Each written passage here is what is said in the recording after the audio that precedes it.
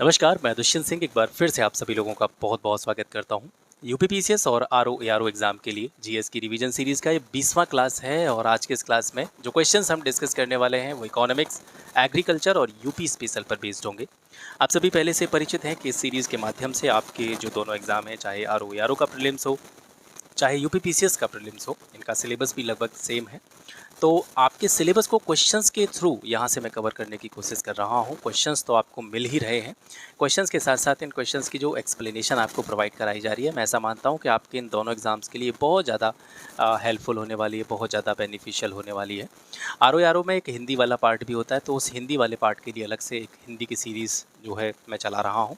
तो चाहे जीएस वाली सीरीज़ हो, चाहे हिंदी वाली सीरीज़ हो, दोनों के वीडियोस सभी के लिए फ्री अवेलेबल है। कोई भी इनको देख सकता है और उसको अगर लगता है कि ये उसके लिए कहीं ना कहीं एक इम्पॉर्टेंट रोल प्ले कर सकते हैं आपके इन दोनों एग्जाम्स में, तो इनको देख भी सकता है। ठीक है, पीडीएफ का एक इशू रहता है, सब लोग पीडीएफ मांगते हैं, तो पीडीएफ का एक छोटा सा चार्ज मैंने रखा है यहाँ पे। अभी जैसे 20वां डे चल रहा है, 20वां ये क्लास है, तो इसकी जो टोटल क्लास होने वाली है जीएस वाले पोर्शन की स्पेशली मैं कहूँगा, तो लगभग 60 इसकी क्लास होंगी। 20 अब तक हो चुके हैं, 40 और होने वाली हैं। हर क्लास में हम 30 क्वेश्चन डिस्कस करते हैं और ये जो क्वेश्चंस होते हैं ये बिल्कुल एक व्यवस्थित तरीके से आपको यहाँ से प्रोवाइड कराए जा रहे हैं। जैसे आज के इस क्लास में जो क्वेश्चंस हम डिस्कस करेंगे इकोनॉमिक्स, एग्रीकल्चर, यूपी, तो इसी तरीके से पर डे की जो क्लास होती है उस क्लास में हम 3 सब्जेक्ट के क्वेश्चंस को डिस्कस करते हैं। और इस बात का भी मैं विशेष ध्यान रख रहा हूँ, केवल सिलेबस कंप्लीट कराना ही उद्देश्य यहाँ से नहीं है। इसके साथ साथ ये जो क्वेश्चंस आपको दिए जा रहे हैं इसमें इस बात का भी विशेष ध्यान रखा जा रहा है कि आगे आपके आने वाले एग्जाम्स में किस तरीके के प्रश्न पूछे जा सकते हैं। तो जो मोस्ट एक्सपेक्टेड चीज़ें हो सकती हैं वही मैं आपको यहाँ से प्रोवाइड करने की कोशिश कर रहा हूँ। ठीक है, तो स्क्रीन पर जो नंबर दे रखा है, अगर आप इसकी पीडीएफ लेना चाहते हैं तो आप इस नंबर पर व्हाट्सएप मैसेज कर सकते हैं। प्राइस जो है इसका बहुत ही मिनिमल है, 300 रुपीज़। इस 300 में आपको ये सारी पीडीएफ भी मिलेंगी। इसके साथ साथ आपको हिंदी वाली सीरीज़ की भी पीडीएफ यहाँ से प्रोवाइड कराई जाएंगी। ठीक है, तो चलिए स्टार्ट करते हैं आज का क्लास। आज का पहला क्वेश्चन है इकोनॉमिक्स से, state of food security and nutrition in the world 2024, ये रिपोर्ट का शीर्षक है। ठीक है, ये पूरा जो है यहाँ से यहाँ तक ये रिपोर्ट का नाम है। रिपोर्ट का नाम क्या है? State of food security and nutrition in the world 2024। इस रिपोर्ट के अनुसार भारत की कितने प्रतिशत जनसंख्या, भारत की कितने प्रतिशत पॉपुलेशन दीर्घकालिक कुपोषण से पीड़ित है?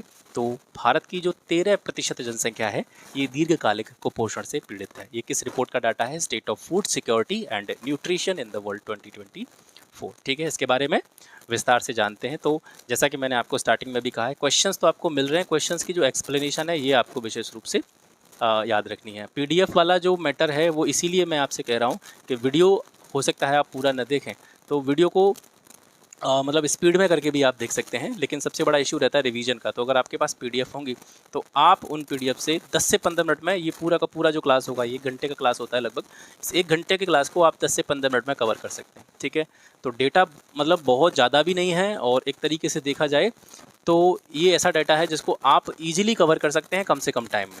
ठीक है, तो वही टू द पॉइंट चीज़ें आपको बताई जा रही हैं, तो आप अपने हिसाब से इसको देख सकते हैं, डिसाइड कर सकते हैं। ठीक है, हाल ही में FAO, IFAD, यूनिसेफ, WFP और WHO, ये कुछ संस्थाओं के नाम हैं। इन संस्थाओं के द्वारा सम्मिलित रूप से ये रिपोर्ट जो है ये प्रेजेंट की जाती है, ये रिपोर्ट जो है प्रस्तुत की जाती है, जिसका नाम मैं आपको बता चुका हूँ, state of food security and nutrition in the world 2024। तो किस किस के द्वारा ये रिपोर्ट प्रकाशित की गई है, इनका नाम याद रखेंगे, FAO, IFAD, यूनिसेफ, WFP और WHO। ठीक है, तो इसको संक्षेप में सोफी रिपोर्ट भी हम बोल देते हैं। ठीक है, state of food security and nutrition in the world का जो एक कह सकते हैं एब्रीविएशन है, वो सोफी का नाम इसको दे दिया जाता है। तो ये जो रिपोर्ट है क्या बताती है या किस चीज़ के बारे में इसमें डेटा दिया होता है? तो ये वैश्विक खाद्य सुरक्षा और पोषण प्रवृत्तियों का एक महत्वपूर्ण विश्लेषण प्रस्तुत करती है। तो इसके अनुसार कुछ जो महत्वपूर्ण डेटा है जो आपको याद रखना चाहिए वो यहाँ पर हम देखते हैं। कुपोषण का वैश्विक प्रसार, तो इसमें देखेंगे कि वर्ष 2023 में 713 से लेकर के 757 मिलियन लोगों को भूख का सामना करना पड़ा। ठीक है, जिसमें विश्व में 11 में से एक व्यक्ति और अफ्रीका में हर 5 में से एक व्यक्ति भूख का सामना कर रहा है। इस रिपोर्ट का ये डाटा है, पूरे दुनिया में जो 11 लोग हैं, ठीक है, उन 11 में से हर 11 में से एक व्यक्ति जो है भूख का सामना कर रहा है। और ये स्थिति अफ्रीका में थोड़ी सी ज़्यादा भयावह यहाँ पर देखने को मिल रही है। अफ्रीका का हर 5 में से एक व्यक्ति भूख का सामना कर रहा है। एशिया जो है ये एशिया में वैसे इस चीज़ का कम परसेंटेज है, लेकिन कम परसेंटेज होने के बावजूद भी अभी भी सबसे बड़ी संख्या में कुपोषित लोगों को आश्रय देने वाला जो कॉन्टिनेंट है वो एशिया है। परसेंटेज में देखेंगे तो परसेंटेज कम है, लेकिन नंबर ऑफ़ पीपल की बात करी जाएगी तो लगभग 384.5 मिलियन लोग जो हैं वो कुपोषित हैं। कहाँ पे? एशिया में। ठीक है। पोषित आहार की वैश्विक औसत लागत 2022 में प्रति व्यक्ति प्रतिदिन क्रय शक्ति समता के संदर्भ में बढ़कर के कितनी हो गई है? 3.96 अमेरिकी डॉलर हो गई है। पोषित आहार की लागत लैटिन अमेरिका और कैरिबियन क्षेत्र में सबसे ज़्यादा है, ओशनिया में सबसे कम है। ये इम्पोर्टेंट है। ठीक है। पोषित आहार यानी जो हमारे पोषण के लिए, हमारे स्वस्थ जीवन के लिए जो हमको पोषक तत्व चाहिए, पोषक आहार चाहिए, उसकी जो कॉस्ट है, ठीक है, वो सबसे ज़्यादा कहाँ पे पड़ रही है? अमेरिका, लैटिन अमेरिका और कैरिबियन में, और ओशनिया में ये सबसे सस्ता है। ये अगला वाला जो डेटा है ये बहुत महत्वपूर्ण है। 5 वर्ष से कम उम्र के बच्चों में स्टंटिंग और वेस्टिंग के प्रचलन को कम करने में सुधार हुआ है वर्ष 2030 तक। एसडीजी जो गोल हैं वो मैं आपको पहले बता चुका हूँ। तो एसडीजी लक्ष्यों में से एक लक्ष्य है ये कुपोषण वाला जो लक्ष्य है, तो वर्ष 2030 तक एसडीजी गोल्स के अनुसार इसको पूरा करना है, कुपोषण को समाप्त करना है। तो ये जो अब डेटा निकल करके आया है इस रिपोर्ट के अनुसार, तो ये कहा जा रहा है कि 2030 तक का जो हमारा लक्ष्य है एसडीजी लक्ष्य को, उसको पूरा करने के लिए ये जो प्रगति देखी गई है पिछले कुछ वर्षों में, ये पर्याप्त नहीं है। ठीक है। भारत के संदर्भ में कुछ आंकड़े हैं इस रिपोर्ट के। भारत में 194.6 मिलियन व्यक्ति जो हैं वो कैसे कुपोषित हैं, और जो कि दुनिया में सबसे ज़्यादा हैं। तो सबसे ज़्यादा कुपोषित व्यक्ति कहाँ पे हैं? भारत में हैं। भारत की 13% जनसंख्या दीर्घकालिक कुपोषण से पीड़ित है, जो कि दीर्घकालिक खाद्य असुरक्षा का एक संकेत माना जा सकता है। और इसी से जुड़ा हुआ एक इंडेक्स आता है आपका ग्लोबल हंगर इंडेक्स 2023 का आया है। तो ग्लोबल हंगर इंडेक्स में भारत जो है वो 111वें स्थान पर है। ये भी महत्वपूर्ण है, याद रखेंगे। साउथ एशिया में भारत में सबसे ज़्यादा कुपोषण है 18.7%। ठीक है। अगर क्योंकि भारत एशिया का देश है और भारत की और ज़्यादा स्पेसिफिकली लोकेशन को देखा जाए तो भारत जो है साउथ एशिया में पड़ता है। तो साउथ एशिया में अगर देखा जाए, साउथ एशिया के जितने भी कंट्री हैं उनमें देखा जाए तो भारत में सबसे ज़्यादा कुपोषण है। 18.7% पॉपुलेशन जो है कुपोषण से पीड़ित है। 5 वर्ष से कम आयु के बच्चों में स्टंटिंग की जो दर है, स्टंटिंग का जो रेट है वो 31.7% है। ठीक है। तो ये भी बहुत ज़्यादा हाई है। भारत में जन्म लेने वाले 27.4% शिशु जो होते हैं उनका वजन औसत से कम होता है, और ये विश्व में सबसे ज़्यादा है। ठीक है। इससे क्या पता चलता है कि भारत में मातृ कुपोषण की स्थिति भी बहुत ज़्यादा खराब है। ठीक है। भारत में 53% महिलाएं जो हैं वो एनीमिया से पीड़ित हैं, और ये आंकड़ा भी साउथ एशिया के कंट्रीज़ में भारत में सबसे ज़्यादा है। 5 वर्ष से कम उम्र के बच्चों में मोटापे की जो व्यापकता है वो 2.8% है, और एडल्ट्स में देखा जाए तो ये बढ़कर के 7.3% हो गई है। सेकेंड क्वेश्चन देखते हैं, किसी देश की अर्थव्यवस्था में घरेलू वित्तीय बचतों का निम्नलिखित में से क्या महत्व होता है? ठीक है, उसको देखना है। तो जो घरेलू वित्तीय बचतें होती हैं, हाउस होल्ड फाइनेंशियल सेविंग्स जो होती हैं, उनका अर्थव्यवस्था में क्या इंपॉर्टेंस है? पहला स्टेटमेंट दे रखा है इस संदर्भ में कि यह सरकार के राजकोषीय घाटे के वित्त पोषण का एक प्रमुख साधन होता है। दूसरा है कि इससे निवेश के लिए पूंजी प्राप्त होती है, इन्वेस्टमेंट के लिए पैसा प्राप्त होता है। और तीसरा दे रखा है कि समृद्धि के लिए यानी ग्रोथ के लिए विदेशी पूंजी पर जो डिपेंडेंसी है वो कम होती है। तो तीनों ही चीज़ें इस संदर्भ में सही हैं। ये तीनों ही परिणाम किसके होते हैं? घरेलू वित्तीय बचतों के। ठीक है। तो अर्थव्यवस्था में किसी भी देश की इकोनॉमी में जो हाउस होल्ड फाइनेंशियल सेविंग्स होती हैं वो किस किस पर इम्पैक्ट डालती हैं? ये सरकार का जो फिस्कल डेफिसिट होता है, राजकोषीय घाटा होता है, उस पर भी जो है इसका इम्पैक्ट होता है। निवेश के लिए इससे पूंजी भी प्राप्त होती है, और इसके साथ साथ ग्रोथ के लिए, इकोनॉमिक ग्रोथ के लिए विदेशी पूंजी पर जो निर्भरता होती है किसी भी देश की, वो भी यहाँ से कम होती है। ठीक है। व्याख्या देखते हैं इसकी। कुल वित्तीय परिसंपत्तियों में से कुल वित्तीय देनदारियों को घटा करके वित्तीय बचत प्राप्त की जाती है। वित्तीय बचत कैसे निकालते हैं? यानी जो भी हमारे फाइनेंशियल एसेट्स हैं, जो भी उसका एक प्राइस है, जो भी उसका एक कीमत है, उसमें से जितना हमको एक तरह से हमारे ऊपर जो कर्जा है या हमने जो भी उधार लिया है बाहर से, उसको घटा देते हैं। वो देनदारियाँ हैं हमारी, वो हमको देनी पड़ेंगी। तो कुल जो टोटल असेट्स होते हैं उसमें से वित्तीय देनदारियों को लेस करके जो अमाउंट प्राप्त होता है उसको वित्तीय बचत कहते हैं। मतलब इसको एक कॉम्प्लेक्स में बनाते हुए सीधे रूप में ऐसे भी देख सकते हैं कि जैसे आप मान करके चलिए कहीं पर नौकरी करते हैं, आपको 10,000 रुपये मिलते हैं, ये आपका क्या हो गया? वित्तीय परिसंपत्ति हो गई, है ना।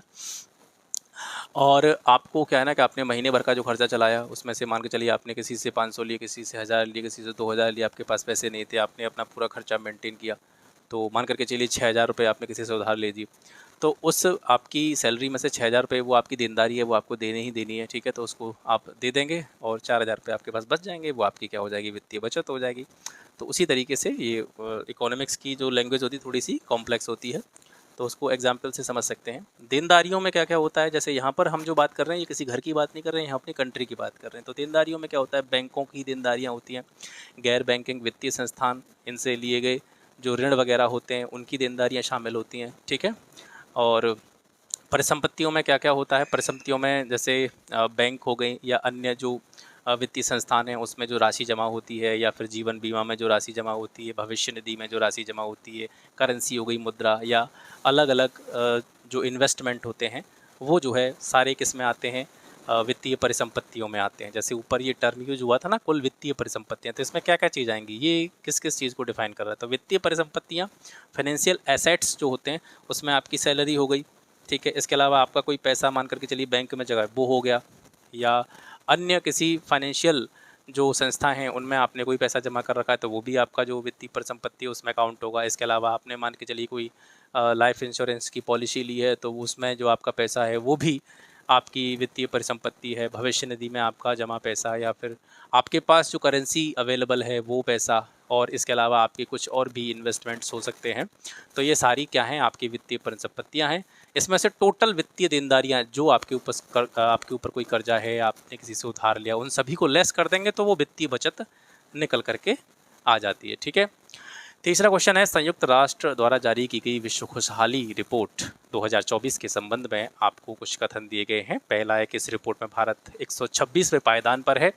दूसरा है फिनलैंड प्रथम स्थान प्राप्त करके सबसे खुशहाल देश है दुनिया का। और तीसरा है कि इस रिपोर्ट में केवल 143 देश सम्मिलित हैं।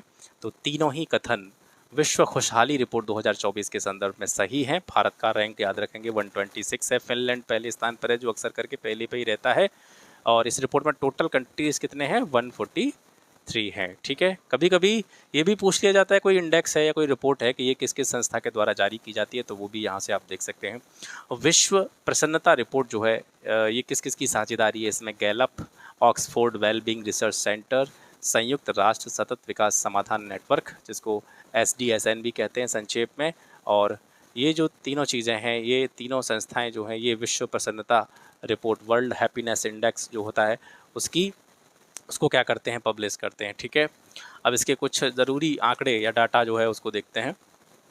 नॉर्डिक कंट्रीज़ जो हैं, ठीक है, नॉर्डिक राष्ट्र, मैंने आपको पहले भी बताया है कि नॉर्डिक कंट्रीज़ कौन कौन से होते हैं। तो ये आप सीरीज़ देखेंगे तो उसमें एक ये टॉपिक आया है नॉर्डिक वाला, नॉर्डिक कंट्री में कौन कौन से कंट्री आते हैं। तो जो भी नॉर्डिक राष्ट्र हैं ये शीर्ष रैंकिंग पर अपना दबदबा बनाए हुए हैं। और फिनलैंड लगातार 7वें साल इस सूची में पहले स्थान पर है, 7 साल से लगातार ये शीर्ष पर बना हुआ है। और अन्य शीर्ष 10 देशों को देखेंगे तो इसके बाद में डेनमार्क आता है, आइसलैंड आता है, स्वीडन, इजराइल, ठीक है, नेदरलैंड, नॉर्वे, लग्जमबर्ग, स्विट्ज़रलैंड और ऑस्ट्रेलिया, ये जो है फिनलैंड के बाद के अन्य देश हैं। सर्वेक्षण किए गए 143 देशों में से जो अफगानिस्तान है ये सूची में सबसे निचले पायदान पर है। तो सबसे खुशहाल देश फिनलैंड है और सबसे बेकार यानी जो खुश नहीं है वो अफगानिस्तान है। एक दशक से अधिक समय में पहली बार संयुक्त राज्य अमेरिका और जर्मनी शीर्ष 20 खुशहाल देशों की सूची से बाहर हो गए हैं और क्रमशः 23वें और 24वें स्थान पर आ गए हैं। तो ये महत्वपूर्ण आपके लिए डेटा हो सकता है क्योंकि ऐसा हुआ नहीं है। लगभग एक दशक तक ये जो दोनों कंट्री थे, चाहे जर्मनी हो चाहे USA हो, ये टॉप 20 खुशहाल देशों की सूची में रहते थे, लेकिन अब ये जो है टॉप 20 देशों से बाहर हो गए हैं। तो USA 23वें स्थान पर आ गया है और जर्मनी 24वें स्थान पर आ गया है। आगे देखते हैं, रिपोर्ट में एक बदलाव को रेखांकित किया गया है जिसमें अब दुनिया के सबसे ज़्यादा आबादी वाले देशों में से कोई भी देश सबसे खुशहाल देशों में शामिल नहीं है। केवल नेदरलैंड और ऑस्ट्रेलिया ही ऐसे देश हैं जो शीर्ष 10 में मौजूद हैं जिनकी आबादी 15 मिलियन से ज़्यादा है। चौथा क्वेश्चन है, भारत को वर्ष 2023-24 में अधिकतम कच्चा तेल की आपूर्ति करने वाला कौन सा देश था। तो भारत ने जो सबसे ज़्यादा क्रूड ऑयल लिया वो कहाँ से लिया, रसिया से लिया। तो 2023-24 की हम बात करते हैं, इसमें सबसे ज़्यादा कच्चा तेल भारत में कहाँ से आया था सर, रूस से आया था। और साल 2023 में भारत ने रूस से कितने बैरल तेल खरीदा है, तो लगभग 16.6 लाख बैरल कच्चा तेल रोज़ाना जो है रसिया से खरीदा गया है। 2022 में ये आंकड़ा 6.51 लाख बैरल पर डे था। ठीक है। अप्रैल 2023 से लेकर के फरवरी 2024 के बीच में भारत ने रूस से 55.6 बिलियन डॉलर का सामान आयात किया। इस दौरान रूस से आयातित सामान में पेट्रोलियम का हिस्सा जो है वो सबसे ज़्यादा था। यानी पेट्रोलियम के अलावा भी भारत ने रूस से बहुत सारे चीज़ों का आयात किया और इन सभी चीज़ों में सबसे ज़्यादा जो शेयर था वो किसका रहा था, वो पेट्रोलियम का रहा था। भारत को कच्चा तेल आपूर्ति करने वाले कुछ और भी देश हैं, जैसे सऊदी अरब से भी भारत तेल लेता था, यूएई से भी तेल लेता था, इराक से भी जो है कच्चा तेल भारत को मिलता है। लेकिन 2023-24 में सबसे ज़्यादा जो कच्चा तेल आया है वो रसिया से आया है। पांचवा क्वेश्चन है, हुरून ग्लोबल रिच लिस्ट 2024 के संबंध में कुछ कथन दे रखे हैं, उनको देखना है। तो इस रिच लिस्ट के अनुसार विश्व में भारत तीसरा सबसे ज़्यादा अरबपतियों की संख्या वाला देश है। दूसरा स्टेटमेंट है, भारत में 227 अरबपति हैं और चीन में सबसे ज़्यादा संख्या में अरबपति हैं। तो इसमें से दूसरा वाला जो स्टेटमेंट है, हुरून ग्लोबल रिच लिस्ट 2024 के अनुसार, ये गलत है। भारत में अरबपतियों की संख्या 227 नहीं है, ये स्टेटमेंट गलत हो जाता है। बाकी पहला वाला जो स्टेटमेंट है कि भारत में विश्व में सबसे ज़्यादा अरबपतियों की संख्या के मामले में भारत तीसरे स्थान पर है और सबसे ज़्यादा अरबपति किस देश में है, चाइना में है। ठीक है। इसके बारे में रिपोर्ट के बारे में कुछ अतिरिक्त जो डेटा है उसको देखते हैं। इस रिपोर्ट के अनुसार रिलायंस इंडस्ट्रीज लिमिटेड के अध्यक्ष और प्रबंध निदेशक, ठीक है, मुकेश अंबानी, ये 115 बिलियन अमेरिकी डॉलर की कुल संपत्ति के साथ में दुनिया के 10वें अमीर व्यक्ति के रूप में इनको रैंक दी गई है। टेस्ला मोटर्स के जो सीईओ हैं एलन मस्क, ठीक है, ये तीसरी बार लिस्ट में पहले स्थान पर आए हैं। ठीक है, लगातार तीसरी बार शीर्ष स्थान इन्होंने हासिल किया है। इनकी कुल संपत्ति कितनी है, 231 बिलियन अमेरिकी डॉलर है। मुंबई एशिया की अरबपतियों की राजधानी बनने के लिए बीजिंग से आगे निकल गया। जैसे आपने देखा होगा, चाइना में सबसे ज़्यादा अरबपति हैं, अरबपतियों की सबसे ज़्यादा संख्या वाला देश कौन सा है, चाइना है। और इससे पहले विश्व के अरबपतियों की राजधानी किसको कहा जाता था, बीजिंग को कहा जाता था, चीन की राजधानी बीजिंग। ठीक है। अब क्या हुआ है, थोड़ा सा उल्टा हो गया है। मुंबई में अरबपतियों की संख्या सबसे ज़्यादा है पूरी दुनिया में। शहरों के मामले में अगर बात की जाए कि किस शहर में सबसे ज़्यादा अरबपति रहते हैं, तो बॉम्बे में रहते हैं। ठीक है। तो इस संबंध में ये बीजिंग से आगे निकल गया है, बीजिंग को इसने पीछे छोड़ दिया है। भारत के 92 अरबपति मुंबई में रहते हैं और बीजिंग में कितने रहते हैं, 91 अरबपति रहते हैं। 2024 की हुरून ग्लोबल रिच लिस्ट अरबपतियों की रैंकिंग का 13वां संस्करण प्रकाशित किया गया है। यानी ये जो रिपोर्ट आई है, ये 13वीं रिपोर्ट है। और 2024 की लिस्ट में कुल कितने अरबपति शामिल किए गए हैं, 3279 अरबपति शामिल हैं इस लिस्ट में, जिसमें 167 नए अरबपति शामिल हैं जो कि अभी नए नए अरबपति बने हैं। 2023 की तुलना में वैश्विक स्तर पर अरबपतियों की संख्या में कितने प्रतिशत की वृद्धि हुई है, 5% की। पूरी ग्लोबली देखा जा रहा है। ठीक है, पूरी दुनिया में अरबपतियों की संख्या में कितने प्रतिशत का उछाल आया है, 5% का इसमें उछाल आया है। 2024 की लिस्ट में शीर्ष 5 अरबपतियों के नाम अगर आपसे देखें तो यहाँ से देखेंगे, पहले स्थान पर एलन मस्क, दूसरे स्थान पर जेफ बेजोस, तीसरे स्थान पर बर्नार्ड अर्नोल्ट, चौथे स्थान पर मार्क जुकरबर्ग और पांचवें स्थान पर हैं वॉरेन बफेट। ठीक है, तो ये 5 शीर्ष अरबपति हैं जिनकी जो टोटल वैल्यूएशन है वो सबसे ज़्यादा है। सबसे अधिक अरबपतियों वाले शीर्ष 3 देशों की अगर हम बात करें तो सबसे ज़्यादा अरबपति चाइना में है, 814। उसके बाद में दूसरे स्थान पर यूएसए आता है, 800 अरबपति हैं। और तीसरे स्थान पर भारत आता है, 217 अरबपति हैं। ऑप्शन में आपको 227 दे रखा था जो कि गलत था। तो भारत अरबपतियों की संख्या के मामले में पूरी दुनिया में तीसरे स्थान पर है। भारत में अरबपतियों की संख्या 217 है। शहरों में अगर पूछा जाए कि सबसे ज़्यादा अरबपति कहाँ रहते हैं या कौन से ऐसे शहर हैं जिनमें सबसे ज़्यादा अरबपति हैं, तो शीर्ष 5 शहरों की हम देखेंगे। न्यूयॉर्क 119, लंदन यानी यूनाइटेड किंगडम है, उसका एक देश, उसका एक शहर है लंदन, इंग्लैंड का। तो इसमें अरबपतियों की संख्या 97 है। मुंबई में 92 है। बीजिंग जो कि चीन की राजधानी है, इसमें 91 है। शंघाई में 87 अरबपतियों की संख्या है। ठीक है, तो अगर शहरों में आपसे पूछा जाए कि सबसे ज़्यादा अरबपति किस शहर में रहते हैं, तो न्यूयॉर्क में रहते हैं। और मुंबई जो है बीजिंग को पछाड़ करके आगे निकल गया है। ठीक है। अदानी ग्रुप के चेयरपर्सन गौतम अदानी 86 बिलियन अमेरिकी डॉलर की कुल संपत्ति के साथ में 15वें स्थान पर हैं।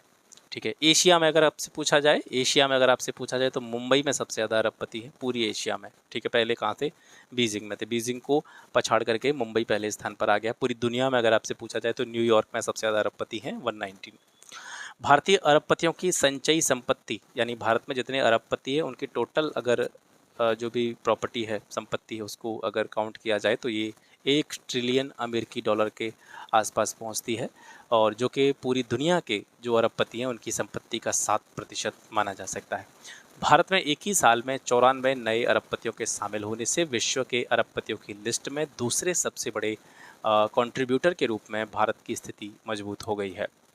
भारत की वृद्धि में योगदान देने वाले उद्योग फार्मास्यूटिकल क्षेत्र, इसके बाद में ऑटोमोबाइल और ऑटो घटक उद्योग और रासायनिक क्षेत्र हैं। ठीक है, यानी आपसे अगर पूछा जाए तो किस फील्ड से सबसे ज़्यादा अरबपति निकले हैं, तो सबसे ज़्यादा अरबपति निकले हैं जो आपका फार्मास्यूटिकल सेक्टर है, आपका मेडिसिन वाला सेक्टर है, उससे 39 अरबपति बने हैं।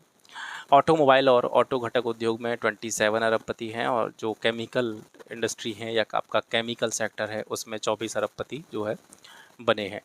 बीजिंग की तुलना में मुंबई में 27 नए अरबपति जुड़े हैं। ठीक है, बीजिंग में अरबपतियों की संख्या में वृद्धि जो हुई है वो 6 हुई है, और मुंबई में 27 नए अरबपति जुड़े हैं। मुंबई में अरबपतियों की कुल संपत्ति लगभग 47% के आसपास बढ़ गई है। और अगर यूएसए की बात करें कि यूएसए में शहरों में देखते हैं तो जैसे न्यूयॉर्क में सबसे ज़्यादा अरबपति हैं, तो यूएसए पूरे ओवरऑल कंट्री की बात करते हैं तो आर्टिफिशियल इंटेलिजेंस जो है, एआई जो है, इससे धन में वृद्धि सबसे ज़्यादा हुई। ठीक है, अगर जैसे धन वृद्धि का प्रमुख कारक अगर पूछा जाए, फैक्टर पूछा जाए यूएसए में, तो सबसे ज़्यादा जो फैक्टर रहा था वो क्या रहा था? Artificial intelligence, AI.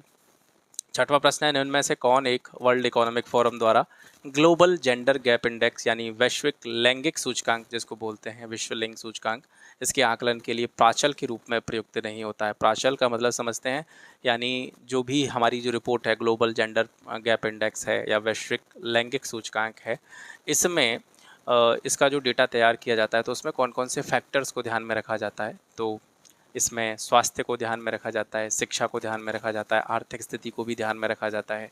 ठीक है, आराम का इसमें कोई भी काम नहीं है, मतलब आराम जो है एक फैक्टर के रूप में इस रिपोर्ट को तैयार करने में इस्तेमाल नहीं किया जाता है।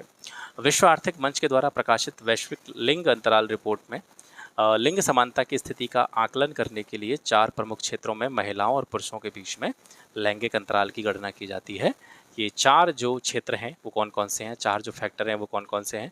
उसमें से पहला फैक्टर है आर्थिक भागीदारी एवं अवसर, शिक्षा की प्राप्ति, स्वास्थ्य और जीवन रक्षा, और इसके साथ राजनीतिक सशक्तिकरण। इसमें देखा जाता है कि महिलाओं और पुरुषों की भागीदारी कितनी है। ठीक है, और इसी के आधार पर इस रिपोर्ट की गणना की जाती है।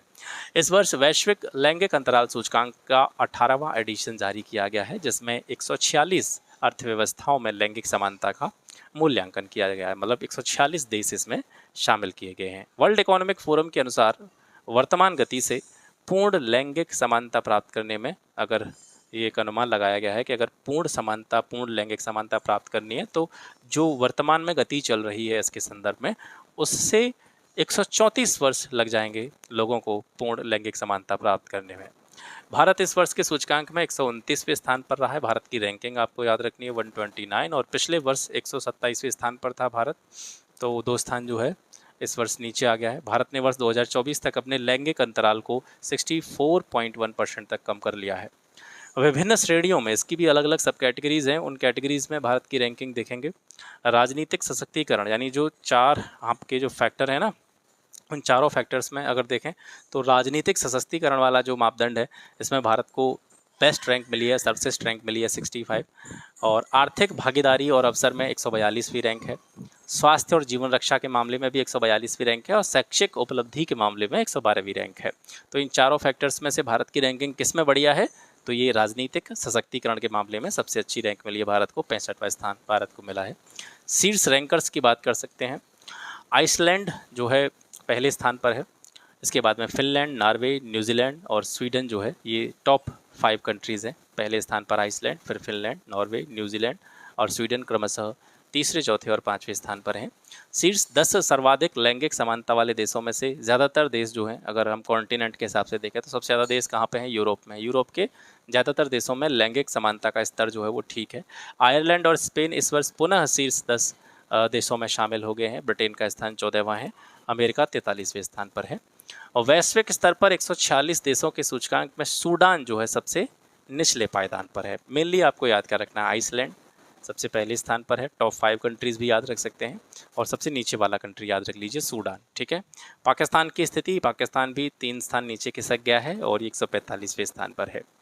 इस वर्ष उल्लेखनीय प्रगति करने वाला क्षेत्र लैटिन अमेरिका और कैरिबियाई क्षेत्र था। इस क्षेत्र ने अब तक का सबसे अधिक आर्थिक समता स्कोर प्राप्त किया है 65.7%, और दूसरा सर्वाधिक क्षेत्रीय राजनीतिक सशक्तिकरण स्कोर जो है वो इनके द्वारा दर्ज किया गया 34%।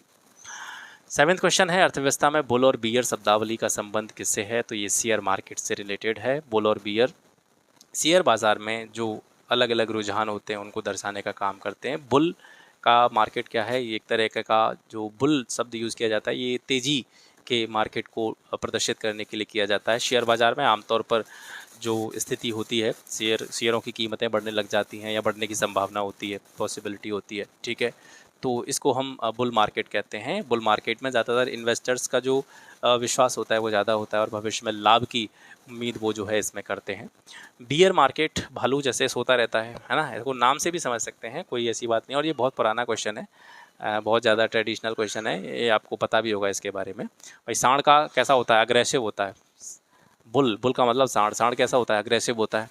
और भालू कैसा होता है? सुस्त रहता है ना। तो मंदी, बियर मार्केट कैसा होता है? मंदी का बाजार होता है। शेयर बाजार में होने वाली दूसरी कंडीशन, इसमें जो भी शेयर हैं, एसेट्स हैं, उनकी कीमतें गिर जाती हैं या गिरने की संभावना होती है, और इस मार्केट में जो इन्वेस्टर्स हैं उनका जो विश्वास होता है वो कम होता है और निराशावादी दृष्टिकोण जो है इसमें बन जाता है, भविष्य में हानि होने की संभावना रहती है। ये बियर मार्केट होती है। विश्व उपभोक्ता अधिकार दिवस कब मनाया जाता है? 15 मार्च को मनाया जाता है, ठीक है। और इस साल का जो थीम रहा है 2024 का विश्व उपभोक्ता अधिकार दिवस का, वो आपको याद रखना है विशेष रूप से, उपभोक्ताओं के लिए निष्पक्ष और जिम्मेदार एआई, ठीक है। ये 2024 का थीम है, उपभोक्ताओं के लिए निष्पक्ष और जिम्मेदार एआई, ठीक है। विश्व उपभोक्ता अधिकार दिवस, इसको पहली बार कब मनाया गया था? 1983 में मनाया गया था। उपभोक्ता जागरूकता को बढ़ावा देने के लिए एक महत्वपूर्ण कार्यक्रम जो है ये बन गया है। 15 मार्च 1962 को अमेरिकी कांग्रेस को राष्ट्रपति जॉन एफ कैनेडी के संबोधन की याद में चुनी गई थी। ये जो तिथि है 15 मार्च को विश्व उपभोक्ता अधिकार दिवस मनाया जाता है। तो ये 15 मार्च की तिथि ये जो है किससे रिलेटेड है? तो जॉन एफ कैनेडी का संबोधन हुआ था 15 मार्च 1962 को, उन्हीं की एक मेमोरी के रूप में इस तिथि को चुना गया था। और ये जो जॉन एफ कैनेडी थे, ये औपचारिक रूप से उपभोक्ता अधिकारों को, कंज्यूमर राइट्स जो हैं, इनको मान्यता देने वाले पहले वैश्विक नेता बने थे। तो उन्हीं के संबोधन की याद में 15 मार्च की तिथि निर्धारित की गई है। भारत में आर्थिक उदारीकरण या इकोनॉमिक लिबरलाइजेशन का जो स्टार्टिंग हुआ था वो कब हुआ था? तो ये किसके साथ हुआ था? ये औद्योगिक लाइसेंस नीति में वास्तविक बदलाव के साथ में भारत में जो आर्थिक उदारीकरण की नीति थी, इकोनॉमिक लिबरलाइजेशन था, ये स्टार्ट हुआ था। आपने पढ़ा होगा इकोनॉमिक्स में, एक एनसीईआरटी वाली सीरीज़ अगर आपने मेरी देखी है तो उसमें मैंने पढ़ाया है, ठीक है। एलपीजी वाला जो कॉन्सेप्ट है, ठीक है, लिबरलाइजेशन, इसके अलावा प्राइवेटाइजेशन और ग्लोबलाइजेशन, उदारीकरण, वैश्वीकरण और निजीकरण वाली जो नीति है। तो आर्थिक उदारीकरण का मतलब, पहले जैसे कोई भी उद्योग खोलना है या कोई भी फैक्ट्री का निर्माण किया जाना है, कोई भी नया धंधा सेटअप करना है, तो उसके लिए लाइसेंसिंग की जो प्रक्रिया है वो बहुत ज़्यादा कैसी होती है? कॉम्प्लेक्स होती है। तो औद्योगिक लाइसेंस नीति है जो, उसमें बदलाव किए गए, थोड़ी सी छूट दी गई, थोड़ी रियायतें दी गई। तो उसी के साथ ही भारत में क्या हुआ? आर्थिक उदारीकरण का जो दौर था वो स्टार्ट हुआ था, ठीक है। आर्थिक उदारीकरण सामान्यतः अर्थव्यवस्था की आर्थिक प्रगति और विकास को सुनिश्चित कराने के लिए किसी भी प्रकार के प्रतिबंधों या जो सख्ती वगैरह होती है, या किसी भी चीज़ का जो प्रोसेस है वो बहुत ज़्यादा टाइट है, उसको हटाने से संबंधित चीज़ें जो होती हैं वो आर्थिक उदारीकरण में आती हैं। औद्योगिक लाइसेंस नीति में परिवर्तन करते हुए 1991 में भारत में आर्थिक उदारीकरण की शुरुआत हुई थी। इस नीति का उद्देश्य उद्योगों को और ज़्यादा फ्री करना और ज़्यादा उनको फ्लेक्सिबल बनाना था। निम्नलिखित देशों के समूहों में कौन से एक समूह को बेनेलिक्स देश कहा जाता है? ठीक है, तो बेल्जियम, नेदरलैंड और लग्जमबर्ग, ये 3 देश जो हैं ये बेनेलिक्स कंट्रीज़ के अंतर्गत आते हैं। मतलब इनको संयुक्त रूप से हम क्या बोलते हैं? बेनेलिक्स देश कहते हैं। तो नाम से भी आप समझ सकते हैं, बे का मतलब बेल्जियम, ने का मतलब नीदरलैंड और लेक्स का मतलब लग्जमबर्ग, ठीक है। तो बेनेलिक्स पश्चिमी यूरोप के 3 पड़ोसी देश हैं, बेल्जियम, नीदरलैंड और लग्जमबर्ग, इनका एक राजनीतिक आर्थिक संगठन जो है उसको बेनेलिक्स के नाम से संबोधित किया जाता है और इसकी स्थापना 1948 में एक सीमा शुल्क संघ के रूप में की गई थी। 11वां प्रश्न आता है, अंतर्राष्ट्रीय श्रमिक दिवस किस तिथि को मनाया जाता है? तो ये 1 मई को मनाया जाता है हर साल। इस साल की बात करें तो 2024 में अंतर्राष्ट्रीय मजदूर दिवस की जो थीम रही है वो क्या है? जलवायु परिवर्तन के बीच कार्यस्थल सुरक्षा और स्वास्थ्य सुनिश्चित करना जो है, ये 2024 की अंतर्राष्ट्रीय श्रमिक दिवस की थीम है। इस थीम के जरिए श्रमिकों के स्वास्थ्य और सुरक्षा को महत्व देने पर जोर दिया गया। 12वां प्रश्न है, 17 जून 2024 को विश्व मरुस्थलीकरण और सूखा रोकथाम दिवस का विषय क्या था? तो पहली चीज़ तो आपको ये याद रखनी है यहाँ से कि 17 जून को क्या मनाया जाता है? विश्व मरुस्थलीकरण और सूखा रोकथाम दिवस मनाया जाता है। और 2024 में इस दिवस का जो थीम था वो था भूमि के लिए एकजुट, हमारी विरासत हमारा भविष्य। 13वां प्रश्न है, प्रोफेसर BR कंबोज जिन्हें हाल ही में 14वें MS स्वामीनाथन पुरस्कार का विजेता घोषित किया गया, किस क्षेत्र से संबंधित है? ठीक है, तो BR कंबोज का जो क्षेत्र है वो कृषि विज्ञान है, कृषि क्षेत्र से जुड़े हुए हैं। इनको 14वां MS स्वामीनाथन पुरस्कार दिया गया है। सोपना कलिंगल को किस संस्थान के द्वारा मसाला पुरस्कार 2024 से सम्मानित किया गया? सोपना कलिंगल, ठीक है, मसाला पुरस्कार 2024 इनको मिला है।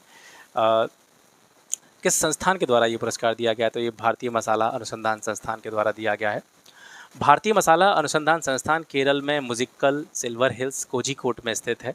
ठीक है, ये भारत के कृषि मंत्रालय के तहत काम करने वाला एक सहायक कंपनी के तौर पर जाना जाता है। नई दिल्ली में इसका मुख्यालय है। ठीक है, 16 जुलाई 1929 को भारत में भारतीय कृषि अनुसंधान संस्थान की स्थापना की गई थी। इम्पॉर्टेंट है, 16 जुलाई 1929 भारतीय कृषि अनुसंधान संस्थान ये स्थापित हुआ था 1929 में।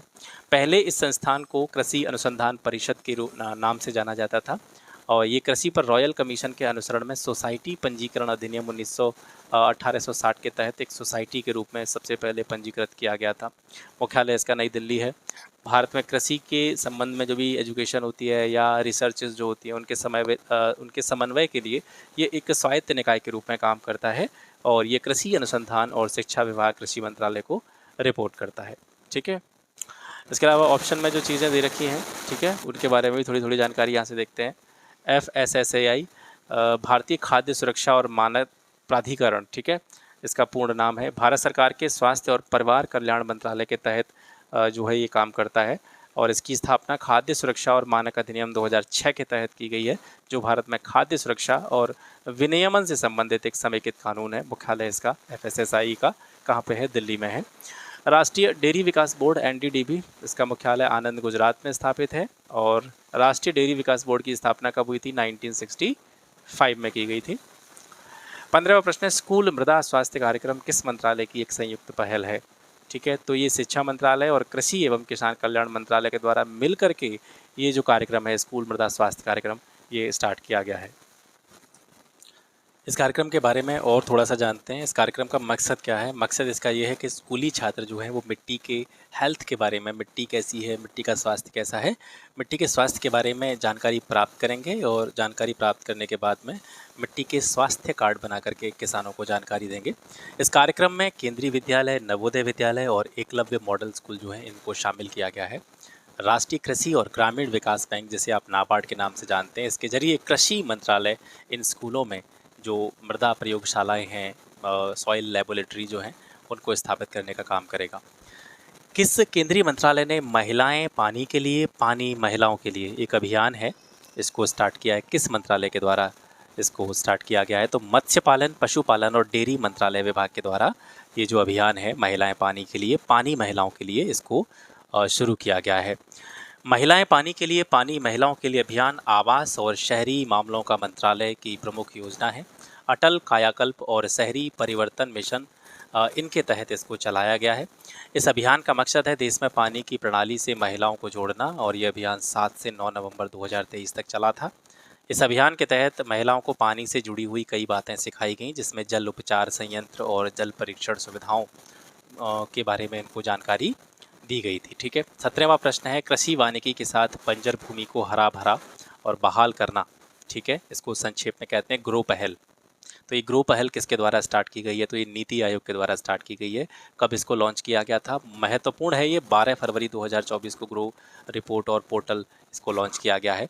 ग्रो का पूर्ण रूप अगर आप देखेंगे तो ग्रो का मतलब है greening and restoration of wastelands and agro forestry. ठीक है, ये ग्रो का पूर्ण रूप है, greening and restoration of wasteland and agro forestry.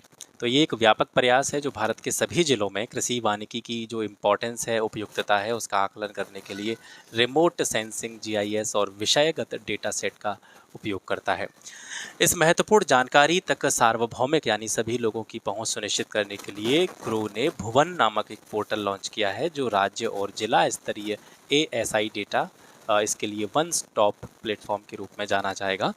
वर्तमान रिपोर्ट में इस बात पर प्रकाश डाला गया है कि भारत में कृषि वानिकी का मौजूद दायरा इसकी 8.65% भूमि पर फैला हुआ है, जिसमें विस्तार की अपार संभावनाएं हैं। तो कृषि वानिकी को किस तरीके से ग्रो किया जाए, ठीक है, इसी के लिए जो ग्रो अभियान है, पहल है, इसकी शुरुआत की गई है। ये पहल भारत की राष्ट्रीय प्रतिबद्धताओं के साथ पूरी तरीके से संरेखित है, जिसमें 2030 तक 26 मिलियन हेक्टेयर बंजर भूमि को बहाल करना और 2.5 से लेकर के 3 बिलियन टन जो कार्बन डाइऑक्साइड है उसके बराबर अतिरिक्त कार्बन सिंक का निर्माण करना है, इसमें शामिल किया गया है। 18वां प्रश्न है, आर्थिक समीक्षा 2023-24 के अनुसार 2015-16 से लेकर के 2023-24 के दौरान न्यूनतम जल अधिकतम फसल यानी पीडीएमसी, पर ड्रॉप मैक्सिमम क्रॉप, पीडीएमसी का मतलब क्या है? पर ड्रॉप मैक्सिमम क्रॉप, प्रति बूंद अधिकतम फसल के तहत देश में सूक्ष्म सिंचाई के अंतर्गत किसने क्षेत्र को शामिल किया गया है? तो सूक्ष्म सिंचाई के अंतर्गत 90 लाख हेक्टेयर जो क्षेत्र है उसको शामिल किया गया है। कृषि और किसान कल्याण विभाग ने प्रधानमंत्री कृषि सिंचाई योजना के एक घटक के रूप में 2015-16 से 2021-22 तक देश में प्रति बूंद अधिक फसल की केंद्रीय प्रायोजित योजना इसको कार्यान्वित किया है। वर्ष 2022-23 से योजना राष्ट्रीय कृषि विकास योजना के अधीन लगातार कार्यान्वित की जा रही है। इस योजना के तहत सूक्ष्म सिंचाई करने के लिए सरकार की ओर से छोटे और जो सीमांत किसान होते हैं उनके लिए 55% की दर से और जो अन्य किसान हैं उनके लिए 45% की दर से जो वित्तीय सहायता है वो केंद्र सरकार के द्वारा प्रदान की जाती है। अगर देखें हम नॉर्थ ईस्ट वाले या हिमालयी राज्यों के संदर्भ में, तो जो अनुदान है या जो सब्सिडी है इसकी गणना 25% अधिक इकाई लागत और सूक्ष्म सिंचाई की कम पहुँच वाले राज्यों के लिए 15% अधिक इकाई लागत को ध्यान में रखा जाता है, क्योंकि जो भी नॉर्थ ईस्ट के सब पहाड़ी क्षेत्र हैं और हिमालयी राज्य हैं वो भी पहाड़ी क्षेत्र है, तो वहाँ पर जो है थोड़ी सी कॉस्ट ज़्यादा पड़ती है, कॉस्ट ज़्यादा आती है। तो वहाँ पर इस बात को विशेष रूप से ध्यान में रखा गया है कि जो अधिक लागत है ना, उसको किस तरीके से मैनेज किया जाए। वित्त मंत्री ने अंतरिम बजट 2024-25 में सभी कृषि जलवायु क्षेत्रों में विभिन्न फसलों पर उर्वरक के रूप में नैनो डीएपी, ठीक है, इसके अनुप्रयोग के विस्तार की घोषणा की है। इसका स्वदेशी रूप से निर्माण नैनो बायोटेक्नोलॉजी रिसर्च सेंटर में निर्मित किया जा रहा है। और ये कहाँ पे स्थित है नैनो बायोटेक्नोलॉजी रिसर्च सेंटर? तो प्रश्न में ही आपको काफ़ी जानकारी मिल गई होगी। देखिए, पहली बात तो यही मिल गया आपको कि अंतरिम बजट जो था हमारा 2024-25 में, इसमें निर्मला सीतारमण ने क्या किया है, सभी जो कृषि जलवायु क्षेत्र है उसमें अलग अलग फसलों पर उर्वरक के रूप में जो नैनो डीओपी है इसका उपयोग ज़्यादा से ज़्यादा किया जाए, इसके विस्तार की घोषणा की है। स्वदेशी रूप से नैनो डीएपी का निर्माण कहाँ पे किया जा रहा है? ये नैनो बायोटेक्नोलॉजी रिसर्च सेंटर में किया जा रहा है। और प्रश्न है आपका कि जो नैनो बायोटेक्नोलॉजी रिसर्च सेंटर है ये कहाँ पे स्थित है सर? तो ये गुजरात के कलोल में स्थित है, ठीक है।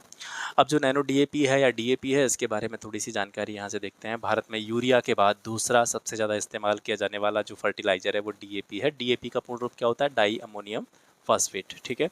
इसमें नाइट्रोजन और फॉस्फोरस दोनों शामिल होते हैं और ये दोनों ही जो तत्व हैं, ठीक है, नाइट्रोजन और फॉस्फोरस से मैक्रो न्यूट्रिएंट्स के अंतर्गत आते हैं, मतलब वृहद पोषक तत्व हैं।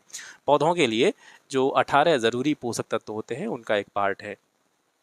उर्वरक ग्रेड डीएपी में 18% नाइट्रोजन होती है, 46% फॉस्फोरस होता है। यानी डीएपी का जो गाँवों से जो ज़्यादातर लोग होंगे आपको पता है, आप डीएपी का जो बैग लेकर के आते हैं, कट्टा लेकर के आते हैं, यूरिया कट्टा लेकर के आते हैं, उस पर लिखा होता है कौन सी चीज़ कितने परसेंटेज इसमें मिक्स की गई है। तो डीएपी में 18% नाइट्रोजन होती है, 46% फॉस्फोरस होता है। इसका निर्माण उर्वरक संयंत्रों में नियंत्रित परिस्थितियों में फॉस्फोरिक एसिड के साथ में अमोनिया की अभिक्रिया के द्वारा किया जाता है। डीएपी कैसे बनती है? फॉस्फोरिक एसिड के साथ में किसकी रिएक्शन कराई जाती है? अमोनिया की। वर्ष 2023 में इंडियन फार्मर्स फर्टिलाइजर्स कोऑपरेटिव यानी इसका जो संक्षिप्त नाम है वो आपने सुना होगा इफ़को, ठीक है। इफ़को का खाद आता है, बैग पे भी लिखा होता है इफ़को वाला नाम। तो इंडियन फार्मर्स फर्टिलाइजर्स कोऑपरेटिव, इसको संक्षेप में हम इफ़को के नाम से जानते हैं। इसने अपना जो नैनो डीओपी था वो लॉन्च किया था 2023 में मात्रा के हिसाब से, जिसमें 8% नाइट्रोजन था और 16% क्या था उसमें, फॉस्फोरस था, ठीक है। हमारा जो पारंपरिक डीएपी होता है, जो हम अब से पुराने टाइम से यूज़ करते चले आ रहे हैं, काफ़ी टाइम से हम यूज़ कर रहे हैं, वो दाने के रूप में होता है, ठीक है। दाने टाइप के उसमें बैग में निकलते हैं। तो जो नैनो डीएपी होता है ये लिक्विड फॉर्म में प्राप्त होता है। 100 नैनोमीटर से कम आकार का छोटा कण नैनो डीएपी को अपने पारंपरिक समकक्ष की तुलना में ज़्यादा कुशल बनाता है। इससे उर्वरक बीज बीज की सतह के अंदर या रंध्र जो छिद्र होते हैं या अन्य पौधों के छिद्रों के माध्यम से उसमें ये जो लिक्विड वाला डीएपी होता है आसानी से एंटर कर जाता है और पौधों को ज़रूरी जो भी न्यूट्रिएंट्स की आवश्यकता होती है उनको पूर्ति करता है। किसान ये अपने पारंपरिक समकक्ष की तुलना में अधिक ज़्यादा पॉकेट फ्रेंडली भी है, यानी ये सस्ता भी पड़ता है। और किसानों के लिए नैनो डीएपी काफ़ी सुविधाजनक भी है, क्योंकि ये 500 ml की छोटी बोतलों में आता है और जिन्हें 50 किलोग्राम के भारी बैग की तुलना में ले जाना, स्टोर करना, लगाना आसान होता है। जो हमारा पारंपरिक डीएपी है वो अब पता है आपको 50 kg के पैकेट होते हैं उसके, तो उनको ले जाने में लाने में थोड़ी सी दिक्कत रहती है। और ये आधा लीटर की जो छोटी छोटी बोतलें होती हैं उनमें आता है, फिर इसका स्प्रिंकल इसको किया जाता है, इसका छिड़काव किया जाता है, तो ये थोड़ा सा कहीं ना कहीं ईजी भी पड़ता है और सस्ता भी पड़ता है। अप्रैल 2024 में केंद्र सरकार के द्वारा बागवानी क्षेत्र के किसानों को सब्सिडी देने के लिए शुरू किए गए क्लस्टर डेवलपमेंट प्रोग्राम सुरक्षा के संबंध में कुछ कथन दे रखे हैं, उन पर विचार करना है। तो ये सारे के सारे स्टेटमेंट हैं, किससे रिलेटेड हैं, क्लस्टर डेवलपमेंट प्रोग्राम सुरक्षा, ठीक है।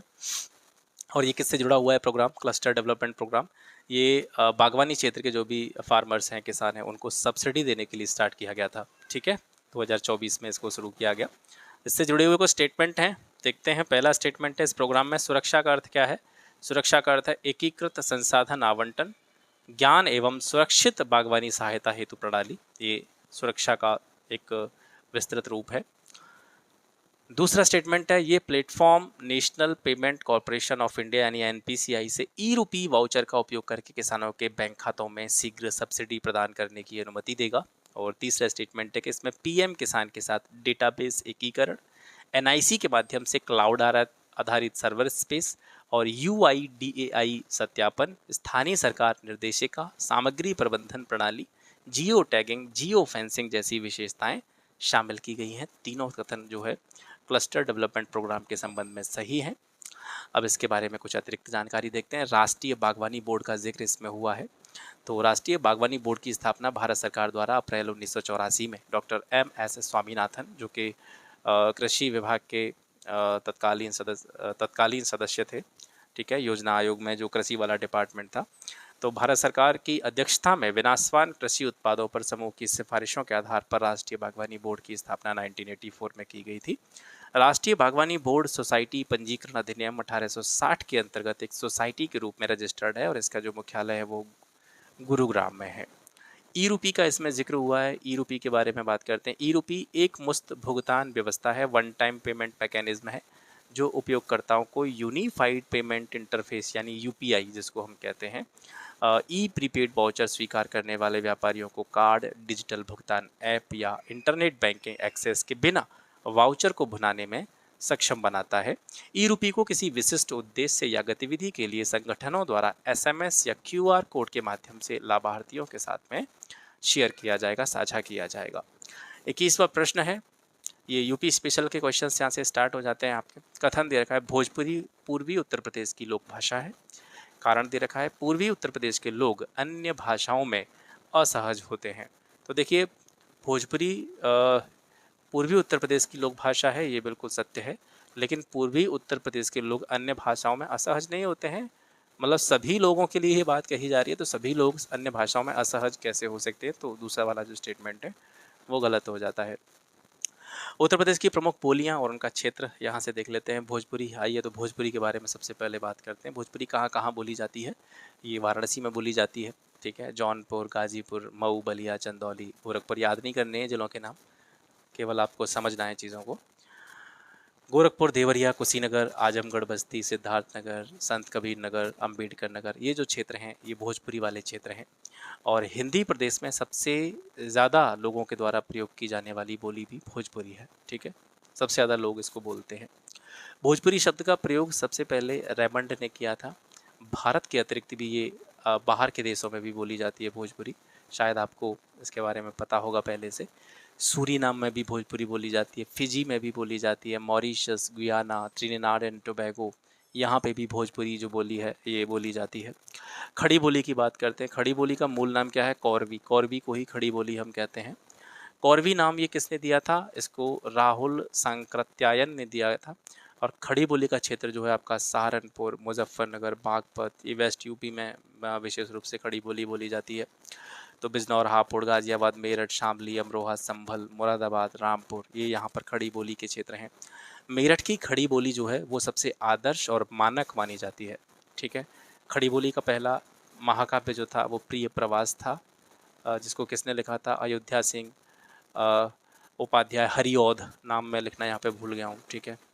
खड़ी बोली के पहले कवि कौन माने जाते हैं? अमीर खुसरो माने जाते हैं। और सबसे पहले खड़ी बोली शब्द का प्रयोग किसने किया था? खड़ी बोली ये शब्द किसने दिया? लल्लू लाल और सदल मिश्र ने। ब्रज भाषा की बात करते हैं, हम ब्रज भाषा क्षेत्र से ही हैं। आगरा, मथुरा, फिरोजाबाद, अलीगढ़, मैनपुरी, एटा, हाथरस, बदायूं, बरेली जो है ये ब्रज भाषा वाले क्षेत्रों में आते हैं। रीतिकाल में इसी भाषा की प्रधानता रही थी। और नैनीताल के तराई क्षेत्र में प्रचलित ब्रज भाषा का नाम बुक्सा पड़ा, यानी जो बुक्सा है तो ये एक प्रकार से ब्रज भाषा के ही अंतर्गत आती है। बुक्सा, डांगी, अंतर्वेदी, भरतपुरी, ये जो है इसकी उपबोलियाँ हैं, ठीक है। किसकी उपबोलियाँ हैं? ब्रज भाषा की। बुंदेली की बात करते हैं तो नाम से ही समझ सकते हैं बुंदेलखंड की ये बोली है। बुंदेलखंड क्षेत्र में कौन कौन आते हैं? झांसी, जालौन, हमीरपुर, ओरछा, औरई, महोबा, इनमें बुंदेली बोली जाती है। कन्नौजी की बात करेंगे तो जो इटावा है आपका, फर्रुखाबाद है, शाहजहाँपुर है, हरदोई, पीलीभीत, कानपुर में भी बोली जाती है। अवधी, ये अवध वाले क्षेत्र में, ठीक है, नवाबों का जो क्षेत्र रहा था, इसमें जैसे लखनऊ वाला क्षेत्र आ गया आपका, बाराबंकी हो गया, कानपुर, उन्नाव, सीतापुर, फतेहपुर, लखीमपुर खीरी, अयोध्या, ठीक है, जौनपुर, मिर्ज़ापुर, सुल्तानपुर, प्रतापगढ़ आ जाता है इसमें, प्रयागराज भी आता है। तो ये सारे अवधी भाषा के क्षेत्र हैं। अवधी भाषा के दो रूप मिलते हैं। एक रूप है इसका ठेठ अवधी, दूसरा है साहित्यिक अवधी, ठीक है। ठेठ अवधी में सूफी कवियों की रचनाएं आती हैं और साहित्यिक अवधि के अंतर्गत जो गोस्वामी तुलसीदास हैं उनकी जो रामचरितमानस है ये किसके अंतर्गत आती है? साहित्यिक अवधि के अंतर्गत आती है। गहोरा, जूडर अवधी भाषा की उपबोलियाँ हैं।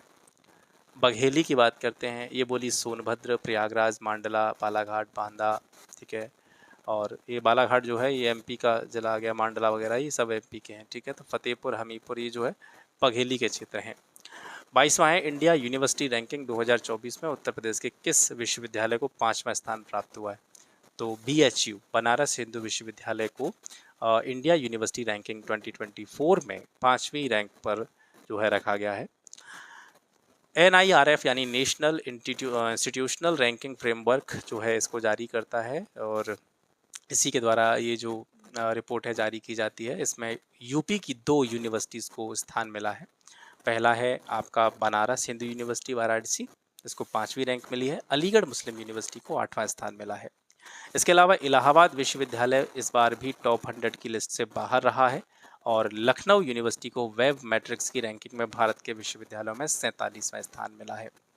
NIRF रैंकिंग 2024 में टॉप 5 यूनिवर्सिटीज़ की लिस्ट देखें तो सबसे पहले स्थान पर है IISc बेंगलुरु, दूसरे स्थान पर JNU दिल्ली, ठीक है। जामिया मिलिया इस्लामिया ये नई दिल्ली तीसरे स्थान पर है। Manipal Academy of Higher Education Manipal ये जो है चौथे स्थान पर है और 5वें स्थान पर DU है आपका यूनिवर्सिटी ऑफ दिल्ली। 23वां प्रश्न है उत्तर प्रदेश द्वारा आरंभ की गई उत्तर प्रदेश मातृभूमि योजना का संबंध किस मंत्रालय से है? तो ये पंचायती राज मंत्रालय की योजना है। उत्तर प्रदेश मातृभूमि योजना ये 15 सितंबर 2021 को स्टार्ट की गई थी। इसके तहत उत्तर प्रदेश के लोग अपने जो भी पैतृक गांव हैं उनमें उनका जो भी बुनियादी ढांचा है, संपत्ति है या सेवाओं का निर्माण जो है वो करा सकते हैं। राज्य सरकार परियोजना की कुल लागत का 50% वहन करेगी, जबकि जो आधी राशि है, शेष राशि है, वो कुछ जो भी वॉलंटरी लोग हैं गांव के उन लोगों के द्वारा दी जा सकती है। बदले में क्या मिलेगा उनको? बदले में परियोजना का जो नाम होगा वो अपने रिश्तेदार, सहयोगी या अपने बड़े बूढ़े जो भी लोग हैं उनके नाम पर या उनकी इच्छा के अनुसार रख सकते हैं। उत्तर प्रदेश मातृभूमि योजना में गाँवों में जो भी आपके हेल्थ सेंटर हैं, स्वास्थ्य केंद्र हैं, आंगनबाड़ी, पुस्तकालय, स्टेडियम, व्यायामशाला, ओपन जिम, पशु नस्ल सुधार केंद्र, अग्नि शमन सेवा स्टेशन, इनकी स्थापना वो करा सकते हैं। ठीक है। उत्तर प्रदेश के किस शहर को पूर्व का ग्रास कहा जाता है? तो कन्नौज को जो है पूर्व का ग्रास के उपनाम जो है वो दिया जाता है। ये एक प्राचीन नगरी है। इस नगरी को महोदय नगर या महोदय श्री के नाम से भी जाना जाता है। इसको इत्र नगरी के नाम से भी आप संबोधित करते हैं। काशी का सबसे पहले उल्लेख किस वेद में मिलता है? तो काशी का जो उल्लेख मिलता है वो अथर्ववेद में सबसे पहले मिलता है। 26वां प्रश्न है, धुरिया लोक नृत्य उत्तर प्रदेश के किस क्षेत्र में किया जाने वाला प्रसिद्ध नृत्य है? तो धुरिया नृत्य जो है ये बुंदेलखंड में प्रचलित एक प्रमुख लोक नृत्य है। बुंदेलखंड के जो प्रजापति लोग होते हैं, कुम्हार लोग होते हैं, वो स्त्री वेश धारण करके यानी स्त्री के रूप में इस नृत्य को करते हैं।